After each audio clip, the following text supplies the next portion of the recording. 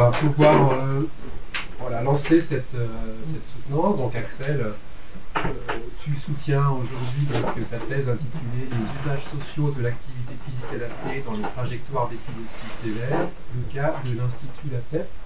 Je me présente rapidement, je suis Bastien Soulet, j'ai l'honneur de présider ce jury.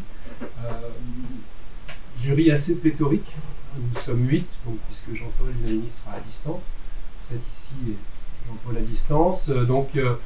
Voilà, nous allons commencer par un exposé d'environ 25 minutes, hein, c'est ce qui a été convenu. Et puis, suite à cela, donc, je présenterai successivement chaque membre du jury. Et puis, on aura un jeu de questions-réponses classique, en essayant de tenir un timing qui sera un peu serré parce que nous sommes nombreux.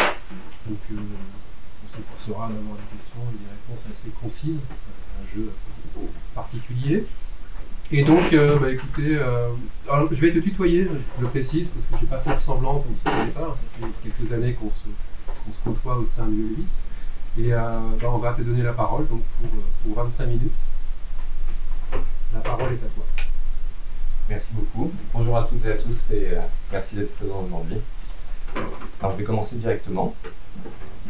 Les épilepsies sévères, sont des maladies neurologiques chroniques qui se caractérisent par des crises répétées qui peuvent être généralisées ou partielles en fonction de la zone du cerveau qui est touchée. Elles représentent à peu près 50 syndromes différents et touchent plus de 600 000 personnes en France aujourd'hui. Alors elles sont considérées comme sévères aujourd'hui lorsque le malade est pharmacorésistant, c'est-à-dire que les crises persistent malgré un traitement médicamenteux bien conduit, ce qui est le cas de 30% des malades, mais également, je cite, lorsque les crises et les troubles associés réduisent significativement la possibilité pour le malade de mobiliser ses compétences, ces crises pouvant induire un risque vital pour lequel la personne ne peut prévenir les secours. L'épilepsie renvoie également à la notion d'imprévisibilité, notamment étudiée par l'anthropologue Sophie Arborio, qui a souvent été réduite en fait à la question des crises, alors qu'elle va toucher en fait toutes les sphères de la vie du malade et de ses proches. L'étiologie, d'abord, de la maladie est encore inconnue aujourd'hui dans 40% des cas, et puis le diagnostic, l'efficacité des traitements, les différents symptômes sont autant d'incertitudes qui vont avoir un impact. La stigmatisation, enfin, est un élément extrêmement important à prendre en compte. Erving Hoffman, dans Stigmate, prend justement l'exemple de la personne épileptique pour parler de l'individu discréditable. Il faut se représenter des personnes qui vivent avec le risque permanent de la révélation fortuite de leur stigmate par le déclenchement de crises inopinées, ce qui va avoir un impact du coup sur leur participation sociale, comme le met en évidence un récent rapport de l'association Épilepsie France. On le comprend donc, les épilepsies sévères peuvent générer ce qu'on appelle des situations de handicap complexes et nécessitent alors une approche pluridisciplinaire et une coordination étroite de l'action de différentes personnes. Alors, à cet effet, il existe un établissement qui est spécialisé dans ce type d'épilepsie, l'Institut LATEP, premier établissement européen encore en activité, qui développe une expertise depuis 168 ans. Alors, il faut quand même se représenter, hein, c'est un site qui fait 42 hectares dans une ville qui en fait 400, qui fait quasiment une partie, donc un quartier de la ville, comme on pourrait dire, mais c'est également une structure qui déploie un important travail de gestion de la maladie, en étant la fois multisectorielle, multistructurelle. Sur ce même site, il y a une structure sanitaire, un centre de lutte contre l'épilepsie, et différentes structures médico-sociales, toutes spécialisées dans l'épilepsie, femmes, MAS, EHPAD, également de nombreux acteurs humains et non humains avec un électroencéphalogramme vidéo sur place, et des professionnels de l'éducation et du handicap, comme des professionnels du soin. Dans le centre de lutte contre l'épilepsie, sont proposés des séjours de longue durée, qui peuvent durer de plusieurs mois et parfois même encore plus. Ils visent à construire un projet de vie pour les malades qui va leur permettre d'inclure la maladie dans leur quotidien, en les accompagnant dans une prise en charge médicale de la maladie, mais également dans un accompagnement socio-éducatif. Fait social un peu particulier, la pratique du sport dans le cadre des ateliers thérapeutiques est quasiment systématique. Elle est proposée en tout cas de façon systématique aux usagers, qui a suscité ma curiosité en tant que jeune chercheur. Je me suis alors demandé que représente le sport à l'Institut LATEP. L'idée étant d'appréhender du coup cet objet de recherche dans ses différentes dimensions, à la fois la prise en soin de la maladie, le travail de gestion à l'intérieur de l'établissement, et puis la pratique dans le cadre du parcours biographique des malades. J'ai appréhendé ce projet de recherche en m'appuyant sur la Grounded Theory, ou théorisation ancrée, dans une démarche exploratoire, inductive et itérative, à partir de laquelle, donc, j'ai réalisé une enquête ethnographique pendant 3 ans au sein de l'établissement. Alors, avant de parler de cette enquête, quelques éléments de précision, justement, pour souligner ce que Daniel Laplatine appelle la subjectivité du regard ethnographique. Quelle était ma position, ma posture en tant que chercheur à ce moment-là? Moi, je suis enseignant en APA, j'ai été coordinateur en APA pendant 5 ans dans le domaine de l'oncologie. J'avais donc une socialisation et des représentations à ce que devrait être l'APA. Et j'avais par ailleurs aucune connaissance dans le monde de l'épilepsie. Et puis ce projet s'est fait dans le cadre d'une convention CIF. Je me trouvais donc être à la fois salarié et chercheur avec un regard normalement extérieur sur cet objet. J'ai réalisé différentes démarches qu'on pourrait qualifier de pré-enquête avant de la lancer. Un dossier auprès du comité d'évaluation éthique de l'INSERM, des négociations de terrain pour pouvoir rapprocher les dispositifs et les acteurs au plus près. Et puis j'ai coordonné un ouvrage de recommandation en activité physique avec le docteur Jérôme Petit, qui visait justement à proposer une approche plus technique et pédagogique de l'APA, différente de l'approche sociologique que je souhaitais développer. Concernant mon enquête, j'ai donc réalisé un aller-retour en fait entre collecte de données, codage et rédaction, dans un va-et-vient constant justement entre terrain et théorie. J'ai réalisé des entretiens approfondis donc avec des patients que j'ai accompagnés dans une démarche le plus immersive possible dans leur quotidien sur une semaine, dans les différentes activités et prises en charge qu'ils pouvaient avoir. J'ai également pris de nombreuses observations sous forme de notes dans un journal de bord, et puis j'ai réalisé des observations participantes. J'ai pu faire de la menuiserie, de l'escrime et tout un tas de choses pour être justement au plus près de ce quotidien particulier. Le dossier éthique m'a également permis d'accéder au bilan d'entrée des patients et d'avoir des données à caractère santé. Et puis je me suis également renseigné sur l'histoire de l'établissement avec des ouvrages spécialisés pour pouvoir situer au maximum l'ethnographie, comme le conseille justement Daniel Sefaï lorsque l'on mène une ethnographie. Le codage manuel a consisté pour moi à partir des termes émiques, des termes indigènes des acteurs, pour essayer justement de lutter de façon active contre mes propres représentations initiales, et puis aussi dans un objectif de double objectivation, on pourrait dire, pour reprendre les termes de Muriel Darmon, en faisant le choix d'adosser à chaque fois un terme indigène, un terme d'objectivation sociologique, issu justement d'une théorisation de mes données. Ce travail m'a permis, j'espère, de produire ce qu'on pourrait considérer comme étant un regard public, traversant le regard de chacun des acteurs, y compris du mien. Avec le recul, je dois dire aussi, je pense que les démarches de pré-enquête que j'ai réalisées font clairement partie intégrante de la collecte de données que j'ai menée dans l'établissement. Le cheminement réflexif de ce travail m'a progressivement amené donc à considérer le sport comme une intervention en activité physique à part entière. J'y reviendrai spécialement dans la présentation de mes résultats.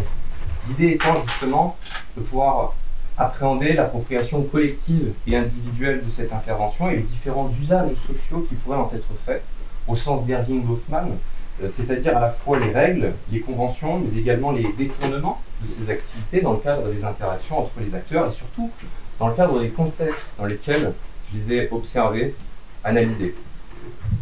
La prise en soin de l'épilepsie a donc été appréhendée comme la trajectoire collective de la maladie, concept donc développé par Daniel Caricabro, qui consiste justement à rendre compte des évolutions scientifiques successives de la prise en soin d'une maladie pour comprendre les normes de sa prise en soin contemporaine.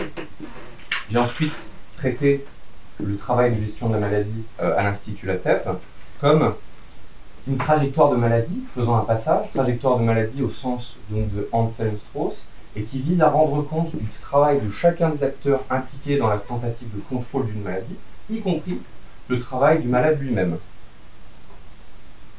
À partir donc de ce travail de théorisation, j'ai pu formuler une problématique que j'intitulerai de la sorte aujourd'hui. Comment se sont structurés et s'articulent aujourd'hui les usages sociaux des interventions en APA à l'Institut LATEP entre trajectoire collective d'épilepsie et trajectoire d'épilepsie sévère. Alors, je vais passer à la présentation de mes résultats et je vais me concentrer justement sur l'activité physique adaptée dans ces deux contextes. Pour appréhender donc la question de l'activité physique dans la trajectoire collective de l'épilepsie et puis surtout son évolution, puisqu'il y a eu un réel changement de paradigme, on pourrait dire, qui s'est produit au fil du temps. Je me suis appuyé sur le travail de neurologues, Agnès Trébuchon et Arnaud Birabin, qui ont fait une recension des recommandations émises par les sociétés savantes. Alors, ce qu'on peut dire assez rapidement, c'est que sur une très longue période, l'activité a été interdite. Elle l'est officiellement par l'American Medical Association en 1968, qui préconise alors une interdiction des pratiques sportives aux personnes épileptiques. L'hyperventilation liée à l'effort physique étant alors confondue avec l'hyperpnée pratiquée en EEG, alors qu'il s'agit de deux mécanismes physiologiques différents, l'un déclenchant pas de crise et l'autre, oui. Par la suite, donc, l'Académie américaine de pédiatrie se joint à l'AMA pour justement proposer cette fois-ci de donner accès au sport aux enfants épileptiques s'il s'avère source d'équilibre pour eux, une formulation assez vague permettant justement bien de remettre la charge aux pratiquants eux-mêmes, bien à leurs aidants. Il faudra attendre en fait à partir des années 80 et de la publication des études qui vont montrer la non-dangerosité de la pratique du sport, avec un risque en fait moins élevé de blessures chez les personnes épileptiques que dans le reste de la population, pour qu'elles soient enfin autorisées. Et puis, plus récemment enfin, dans la dernière période, entre 1997 et 2016, la Ligue internationale contre l'épilepsie publie différentes recommandations qui, cette fois-ci, promeuvent la pratique d'activités physiques sportives adaptées auprès des personnes épileptiques, en lien avec, justement, une littérature qui montre, à ce jour, les bénéfices importants biopsychosociaux d'une telle pratique sur les malades. Sur cette même période, en France, et plus globalement, donc, la reconnaissance grandissante des bienfaits de l'activité physique sur l'état de santé des malades chroniques sert de point d'appui au développement d'une action publique dédiée à la promotion de l'activité physique. Je peux citer donc justement à cet effet les expertises INSERM successives, 2008 et 2019, et puis les différents plans nationaux et régionaux de promotion du sport. Encore plus récemment même, le décret de prescription de l'activité physique adaptée en 2016, ces instructions ministérielles en 2022 et la loi de modernisation, de promotion du sport en 2022 également. Pour rendre compte maintenant de ce qui s'est passé pendant ce temps-là à l'Institut La Tête, je me suis intéressé à l'intégration successive des différentes disciplines et acteurs qui ont mis en œuvre des interventions en activité physique. Alors ce qui est intéressant de voir, c'est qu'en fait, dès sa création, lorsque l'établissement est géré par la Congrégation des Chœurs de la Charité en 1858, eh bien, des pratiques physiques, des pratiques utilitaires, même des pratiques récréatives sont mises en œuvre auprès des patients, avant même donc qu'elles soient recommandées et avant même encore qu'elles soient interdites depuis les trajectoires collectives de l'épilepsie. En 1955, suite à la Seconde Guerre mondiale, l'évolution du système de santé français, l'établissement se médicalise et les publics qui l'accueillent se diversifient, avec l'accueil d'enfants notamment. La psychomotricité intègre l'établissement pour proposer justement un développement moteur à ce jeune public.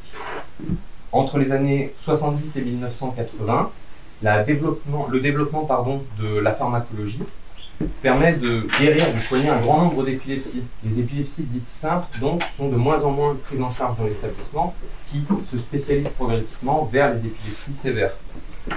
Sont donc intégrées successivement dans les années 70 la kinésithérapie pour proposer de la rééducation fonctionnelle aux patients qui font des chutes régulières et traumatiques, et puis dans les années 80 de l'ergothérapie pour les patients nécessitant un appareillage technique avec la création de la masse de l'établissement. J'ai rajouté un élément important aussi, en 1984, pour la première fois, une personne formée en SAPS, professeur d'EPS, terme indigène, est recrutée. Le sport intègre alors les ateliers thérapeutiques de l'établissement au même titre que ce que je vous ai présenté, la menuiserie, l'entretien des espaces verts, etc. Alors qu'à ce moment-là, justement, la formation en APA est à ses balbutiements en France. Il faut attendre 2011 et des nouvelles orientations de l'établissement sur l'inclusion, la qualité de vie des patients pour que l'activité physique adaptée intègre et qu'un moniteur en APA, pour reprendre les termes indigènes, soit recruté par la suite.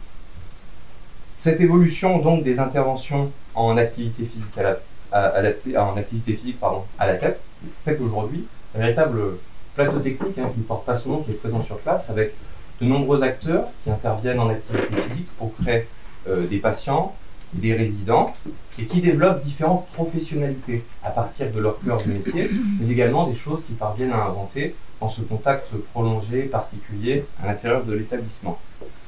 Parmi eux, donc, coexistent aujourd'hui une professeure de PS et des moniteurs en APA, la professeure de PS étant l'intervenante du secteur sanitaire de l'établissement, le CLE, et les moniteurs en APA étant dédiés aux structures médico-sociales de l'établissement. Ce qui explique aussi en partie donc des dénominations différentes de leurs interventions. Néanmoins, ces deux interventions mobilisent, je pense, une même pratique physique. C'est en tout cas la conclusion suite à mes entretiens avec les acteurs et les nombreuses observations que j'ai pu faire en séance avec eux. Elles visent toutes les deux en fait à développer la capacitation des malades par la mise en œuvre d'activités physiques, sportives et artistiques adaptées. Il s'agit pour la professeure de PS comme pour les moniteurs en APA de mettre en œuvre des stratégies de gestion de la maladie par l'optimisation des capacités physiques des malades pour leur permettre d'améliorer et de retrouver une participation sociale.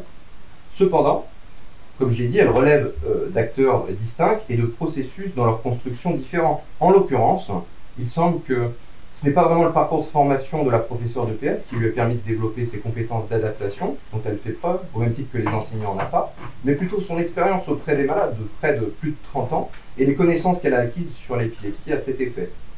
La distinction entre le sport et l'APA semble ainsi renvoyer davantage à des identités de secteur et à des processus d'intégration historique de compétences nouvelles et de professionnalité dans l'établissement. L'idée étant ensuite bien, de s'intéresser à la façon dont s'en saisissent les acteurs aujourd'hui. Je vais donc maintenant passer à la présentation de l'activité physique adaptée dans les trajectoires d'épilepsie passant par l'Institut LATEP. Alors, très rapidement ici, pour vous situer ce propos, dans ma thèse, j'analyse les différentes phases par lesquelles peuvent passer les malades, avec une phase d'amorce notamment, qui consiste à faire exister la maladie par un travail de détection et de codage des manifestations épileptiques, une phase de crise, lorsque la pharmacorésistance s'installe, que le processus de stigmatisation s'amplifie, et qu'un réseau de surveillance est mis en place pour essayer de faire face aux situations de handicap complexes, qui, face à une impasse biographique, conduisent les patients à une hospitalisation dans l'établissement. Durant la phase aiguë, donc, qui correspond à l'hospitalisation dans l'établissement, c'est un processus de capacitation qui est mis en œuvre et qui demande, pour les malades, d'incorporer ce que j'ai appelé un habitus institutionnel, connaître les codes, les comportements, les pratiques pour devenir un bon usager, mais également un bon malade, plus autonome et capable de s'adapter aux contraintes de sa maladie. La fin de ce séjour consiste donc à structurer, comme j'avais dit, un projet de vie pour ensuite pouvoir réintégrer un environnement qui soit adapté à son condition, quelle que soit l'évolution de la maladie. Dans cette perspective, je me suis intéressé aux différents rôles des interventions en APA, à différentes temporalités du séjour, en début, en milieu et en fin de parcours.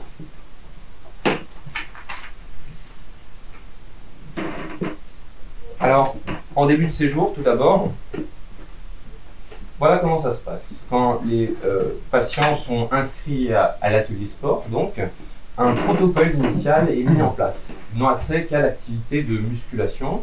La professeure de PS, à ce moment-là, évaluant justement leur capacité à pouvoir bien se comporter, ne pas se mettre en danger, etc.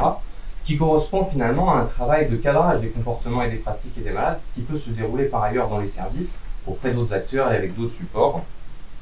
Par la suite, les malades ont donc accès à 1 à 3 activités par semaine parmi un large panel de l'escrime, du football, du volleyball, du judo, de l'équitation et j'en passe.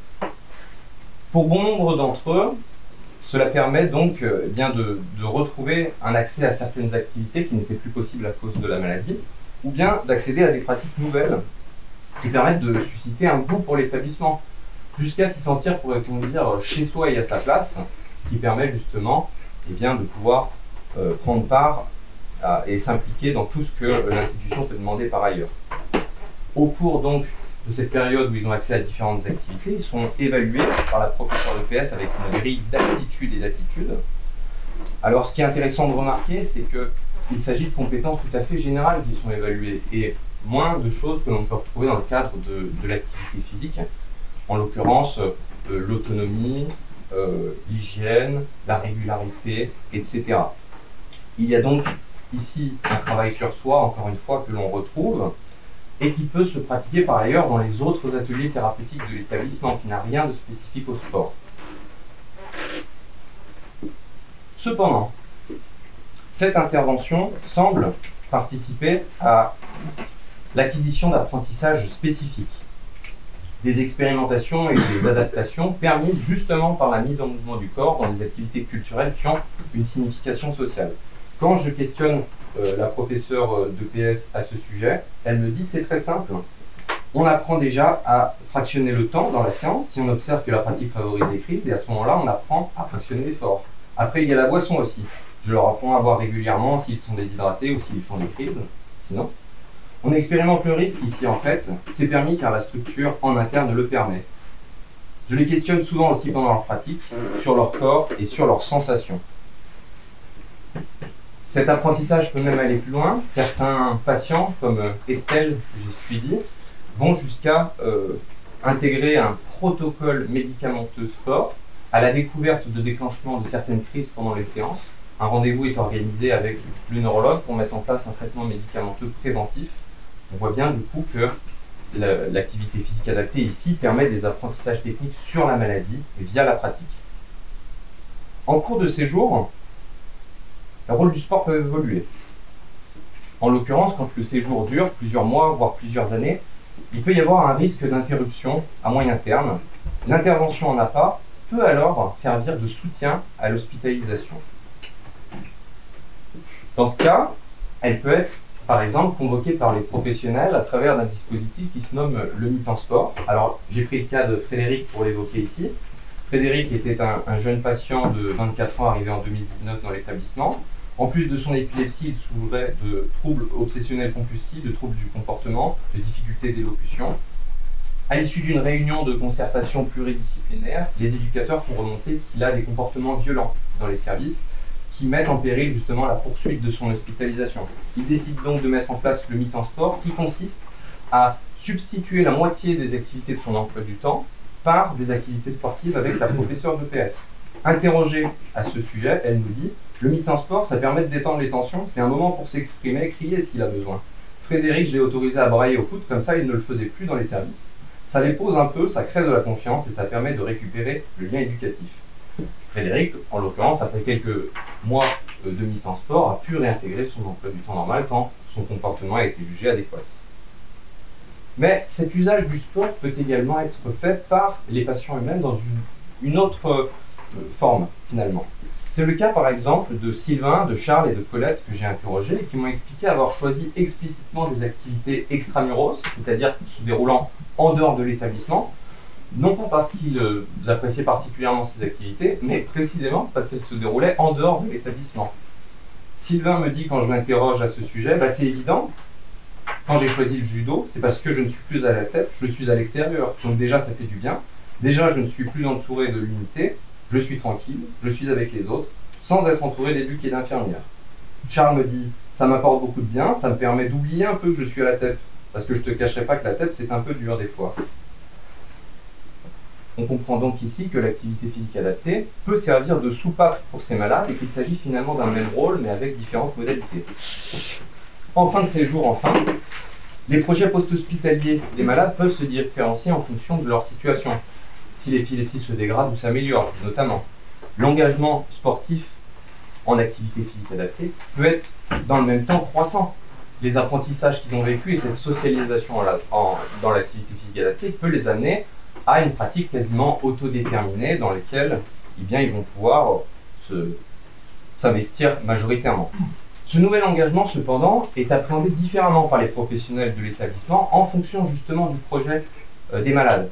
Pour ceux qui vont intégrer un FAM, foyer d'accueil médicalisé, eh bien, il est tout à fait encouragé en ce qu'il favorise la continuité du parcours des malades et en participant au maintien de leur qualité de vie. En effet, ces derniers peuvent ainsi passer du sport dans le clé à l'APA. À ce sujet, justement, eh bien, un éducateur spécialisé m'explique, quand les malades font du sport avec la prof de PS, c'est très bien, on l'encourage, parce que quand ils vont en FAM, ils pourront continuer à en faire avec l'APA. C'est un peu différent parce qu'ils doivent s'inscrire, mais ça fait partie de la prise en charge, ça leur fait du bien, c'est important dans le quotidien. A l'inverse, pour les patients qui vont intégrer un ESAT, donc un établissement de travail, les patients les plus autonomes, la pratique semble davantage réprouvée en étant jugée comme contradictoire par les professionnels avec la préparation du travail en milieu proposé, l'ultime travail sur soi qui leur serait demandé. Je prends ici le cas d'Alphonse très rapidement, mais qui était un patient qui arrive à la tête en 2020 avec une notification d'orientation par la MDPH pour travailler en ESAT.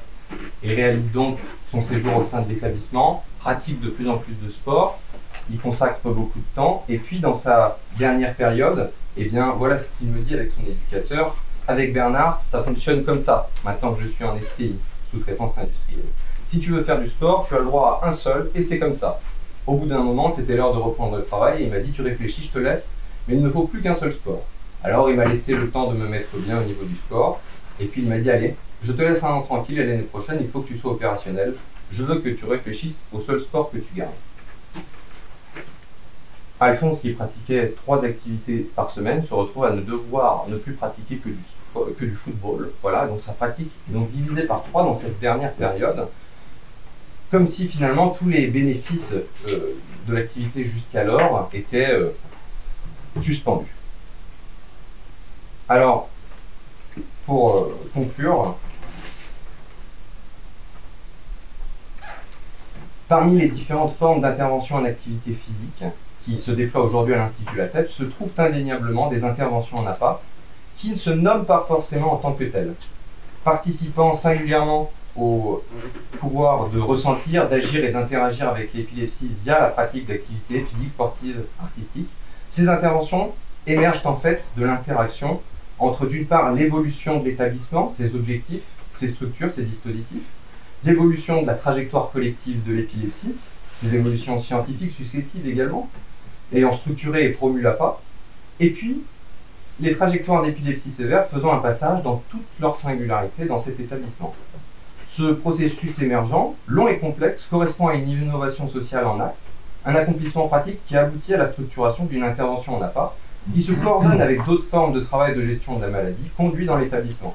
En effet, les interventions en APA à la TEP développent aujourd'hui différentes logiques, à la fois collectives et individuelles, relevant aussi bien des injonctions relatives au projet de soins et de vie dans l'établissement, que de la volonté singulière des malades qui parviennent à s'en saisir pleinement. Dans cette perspective, les interventions en APA peuvent aujourd'hui faire l'objet d'usages multiples qui sont le fruit en fait de leurs différents ancrages historiques, biomédical, biographiques ou culturels. Entre contrôle et émancipation, ils s'inscrivent ainsi pleinement dans l'ordre négocié de l'établissement et peuvent faire l'objet d'encouragement et de répression, mais peuvent dans le même temps contribuer de façon singulière à l'empowerment des malades à plusieurs niveaux, en tant que thérapeutique non médicamenteuse pour leurs effets sur la santé, en tant que moyen d'accès à des pratiques culturelles durables et potentiellement inclusives, et comme irréductible support d'enseignement par corps, vecteur d'apprentissage et de savoir d'expérience. Alors, cette dernière tension évoquée m'invite à revenir rapidement sur le sujet du changement de régime d'engagement dans la pratique des malades à la fin du séjour et de proposer des perspectives à ce travail doctoral, à la fois dans le domaine de la recherche et dans celui des pratiques professionnelles. Ainsi, il serait intéressant de chercher à savoir si la forte socialisation à l'APA vécue par les malades au cours de leur séjour à la TEP leur permet d'encourager ou non par les professionnels de poursuivre une pratique régulière et adaptée en dehors de l'environnement capacitant que représente l'Institut La Tèpe. En d'autres termes, est-ce que la pré-carrière en APA, construite dans l'établissement, permet-elle aux patients qui le quittent de s'engager dans une carrière de pratiquant en APA par la suite, et si oui, à quelles conditions? Concernant les perspectives professionnelles, et plus spécifiquement concernant les futurs travailleurs en ESAT, eu égard aux multiples bénéfices que procure la pratique physique adaptée, il semblerait intéressant de travailler au développement de modalités permettant à ces patients de maintenir leur engagement à l'issue de leur séjour, en leur apprenant par exemple à intégrer différentes formes d'APA dans leur quotidien et en dehors de leur temps de travail, tout en prenant en compte leurs envies et leurs besoins. Dans cette perspective, intégrer plus encore la question de l'APA dans le programme de TT de l'établissement pourrait s'avérer particulièrement intéressant. Je vous remercie. Il